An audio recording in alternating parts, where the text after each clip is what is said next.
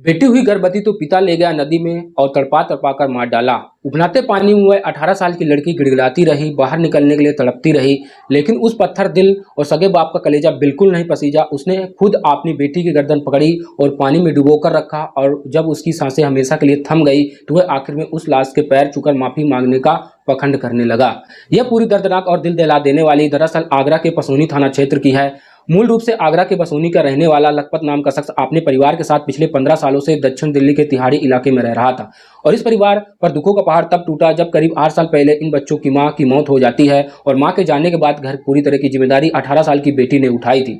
वहीं इस पूरे घर को संभाली थी। वक्त बीत गया और इसी दौरान दिल्ली में ही रहने वाले एक पड़ोसी युवक के साथ उस लड़की के प्रेम प्रसंग हो गया, जिसके चलते वो 4 महीने की गर्भवती हो जाती है। और जब इस बात की भनक उसके पिता को लगती है तो उसके पैरों तले की जमीन खिसक गई। उसने अपनी इज्जत और खानदान की तथाकथित शान बचाने के लिए अपनी बेटी को बच्चे का ऑपरेशन यानी गर्भपात कराने के लिए भारी दबाव बनाया, लेकिन वह बेटी अपने कोख में पल रही मासूम जान को खत्म करने के लिए किसी भी कीमत पर वह तैयार नहीं हुई। बस क्या था, बस साहस था, और उस कलयुगी पिता के सिर पर झूठी आन और बान और ऐसा शान जैसे खौफनाक भूत सवार हुआ हो।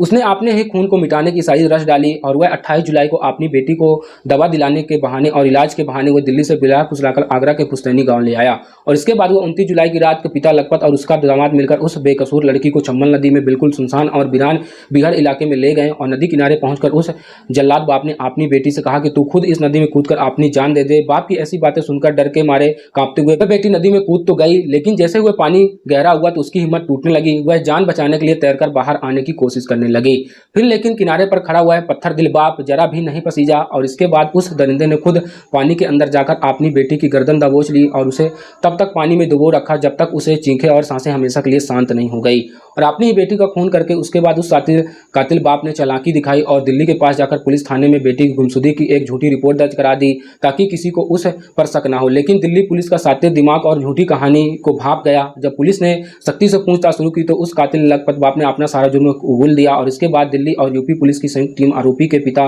को रिमांड में लेकर आगरा में चंबल नदी के उस घाट पर पहुंची, और पुलिस ने बीएससी के गोताखोरों और मोटर बोट और जल काटों की मदद से करीब 12 किलोमीटर के बड़े दायरे में लगातार 3 दिनों तक सर्च ऑपरेशन चलाया गया। लेकिन उपनाती चंबल नदी, खतरनाक बहाव और वहां मौजूद मगरमच्छों के कारण उस बेटी का शव बरामद नहीं हो सका।